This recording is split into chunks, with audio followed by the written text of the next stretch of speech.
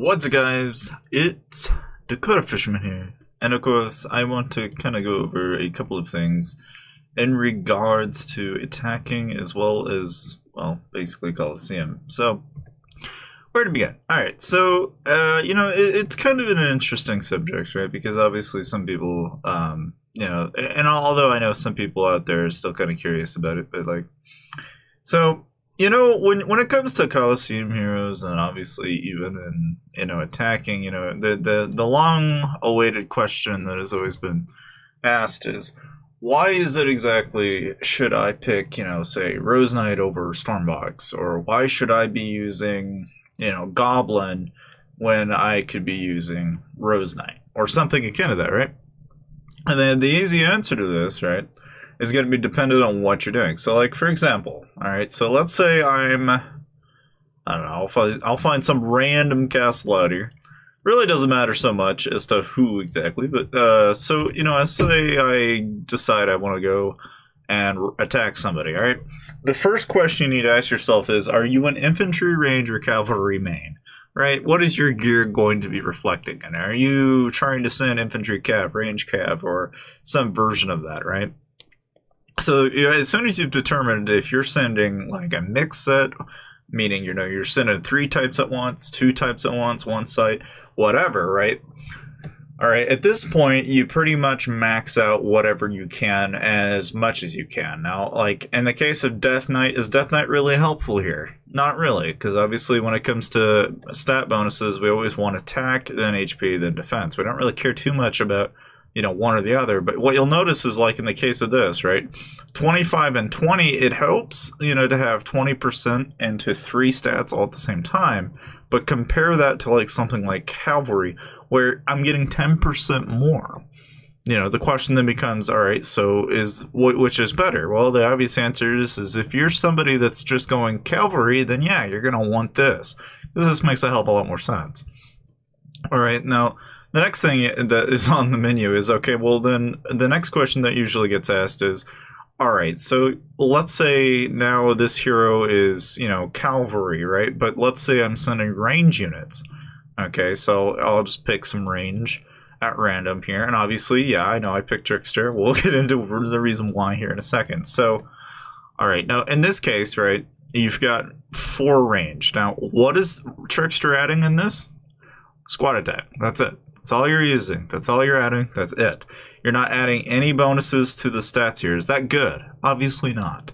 All right. So then the question then becomes, all right, so if I decided to send Bomb and Goblin, for example, what is Bomb and Goblin adding to this attack? Well, 20% army attack. So if I have, say, I don't know, I mean, we could really pick anything, but let's say we pick this, for example, all right? You're adding 30% range attack and 50% HP. That's clearly a better answer than Bomb and Goblin. All right, when you've got 4 heroes to pick from. Now, obviously, not everybody's going to have the pay-to-win heroes, all right? So a lot of the time, people are probably going to end up picking something like this. Because, again, you're getting range attack, and that's pretty much it. The only benefit of having that. But when you have, a choice between army attack, that really boils down to, are you trying to help the other unit types that you've got in your army? If you're going a 2-type or a 3-type, in a 2-type set, this works. There's nothing wrong with this, because what you've essentially done is given yourself 4 heroes for squad attack, and then you can then add, a Rose Knight if that's your leader, and there you go. You got another 20%. Or maybe you've decided that, hey, I'm a range main, makes sense, better, have, another range hero. Now, obviously 5 range heroes, is that really going to make a difference? Not necessarily. Okay, there's not a huge, gigantic difference other than the fact that you're adding more range attack. Okay, but that's pretty much it when it comes to attacking. So, that's the gist. Now, when it comes to actually Coliseum, right? A frequently asked question is obviously all right. Well, what makes a good Coliseum team? Why pick why this team than the other team? Or vice versa. Now, I'll go ahead. I'm gonna spend the 250. All right, and I'll kind of go over this very briefly. All right, so every team in the game, for the most part, all right, especially with pay to play, Okay, you have your back lines, right, which will either be your DPS and a healer. Okay, then you have on your sides usually supports. In this case, another DPS based hero. What their aim is pretty much to go into the back line, kill the highest INT, you know. So a lot of the time what'll happen is they're going to go after whomever has the most. That's going to vary, but a lot of the time it's healers. All right, and then of course Witch Doll and Petite Devil have one thing in common, which is that their basically stun abilities block out the entire team. All right, now you'll find that Trickster happens to have a stun ability. Child of Light has a stun ability. They're unique to both, and it is very situational in how you use them. And of course, there are frozen abilities that I haven't mentioned, and to say a little bit about that, you have Snow Queen as well as Death Knight that acquire those, and again, very situational, and it kind of ultimately depends on what you're trying to do. All right, so assuming you kind of get a feel for the makeup of every team, you'll notice that by using Berserker, again using a stun, but in the sense that it knocks a character upward for a few seconds, as well as having an ice ability. You have to kind of then outweigh, well, how is that going to weigh out with the constellation, right? Which a lot of the time people look at, these stars and they just don't even look at them. But if you look at it, right, it says if you're a dwarf or an elf, you get an actual bonus to your max HP and a 35% magical crit. So most of the time in these situations, you would want to wear something that, or pick heroes that would match that magical crit. So, for example, in the case of maybe, Trickster, you might want that bonus to, add to the HP, but versus where maybe Bomb and Goblin might be more useful because you may do more damage because of the magical crit. Now, again, in this particular situation, because I've already got 2 tanks, right? The most that I really want at this point is probably another DPS in the back. But then the question is, well, how do I know if this is going to win or not? Well, I would say trial and error most of the time. So in this case, I'm just going to throw it, see what happens. I'm not a big supporter of, there's a counter for every team, because it's really going to be dependent on the level. It's going to be dependent on the rank, and as well as the gold, purple, etc. tier, of the actual heroes. There's not going to be a whole lot you can go off of other than that. Now, in this case, you can see I've lost my healer, and it's pretty much game over at that point, because as soon as you lose your healer, that's usually a bad sign. Okay, but seeing as how, okay, their tank is out, and oh no, Witch Doll and their healer is popped, it's not looking so great. It's the chances of this actually bouncing back for me is not looking too great. But, again, anything's possible, right? So at this point, I have a 3-hero advantage, and as each hero dies, there is a bit of a damage stack that kind of gets bonus added every time they lose a hero. So in this case, even by a scratch of a hair, I still end up winning. Okay, now, obviously, then the question becomes, all right, well, how far can you go, right? And again, it's usually trial and error. How far, what's gonna work. Now, I can tell you in my experience when it comes to pay-to-win heroes. Okay, obviously I've been a big firm supporter of Low Weaver since her release, and I would say Petite Devil's not a bad choice. Some people have asked me about, well, okay, if I've got like, a lot of money laying around, should I get, should I be able to go get this hero, like Big Guy, for example?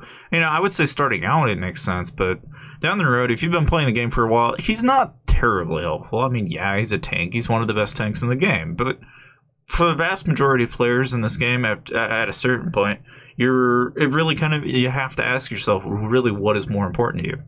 If we're talking what's the best team out there, okay, the best team out there right now would be to have Witch Doll, Grove Guardian, and then you want to stack that up with maybe get yourself like a really decent range attack Master Cook on the back, because that ultimately boils out to be really good, even just as good as Black Crown in a lot of ways.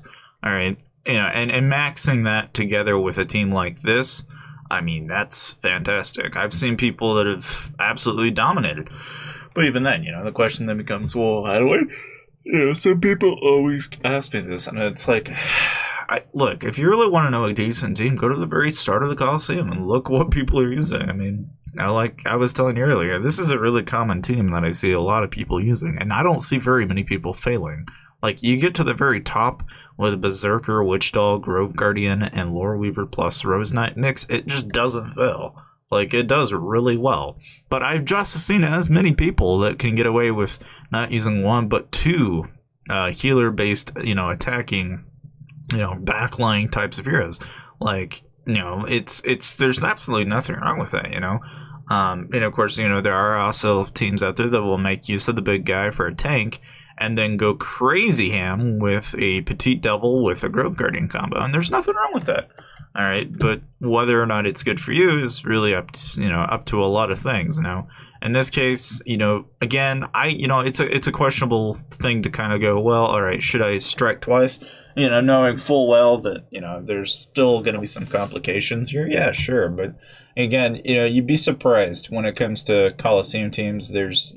You really don't know unless you give it a shot. Again, one thing to really pay attention to, especially in the Coliseum, is if to some extent, you can get away with actually calculating, whether or not you will win or have a better chance of winning, depending on the kind of heroes that you're using. Like, for example, I can tell you for a vast majority of this team, all right, I'm using two physical-based heroes with two magical-based heroes with with the DPS physical-based hero. Okay, and I can tell you why is that important. It's because if you're really, really working on trying to improve, you start stacking defense drops and increasing attack drops based on the type of damage being used. So, like, if you're using magic heroes, it makes sense to decrease their potency to magic damage and then simultaneously increase the amount of magic damage you can do in your team.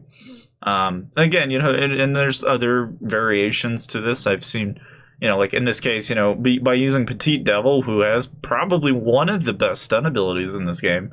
Okay, you have to kind of outweigh what you're trying to aim for here. It's like, again, even in a case like this ability here, even though it doesn't seem like much, that particular heal does something, and I'll show you at the end of this real quickly to kind of give you an idea of just why that might be important. And again, just, as you can tell, it doesn't take a hell of a lot, but sooner or later you end up winning. Again, obviously it doesn't, it's not for the most of you guys are going to go, well, this is all pay to win. I can't do anything with it. Look, we'll get into why you might find this stuff useful here in a bit, all right? But, okay, so like in the case of Lore Weaver, right?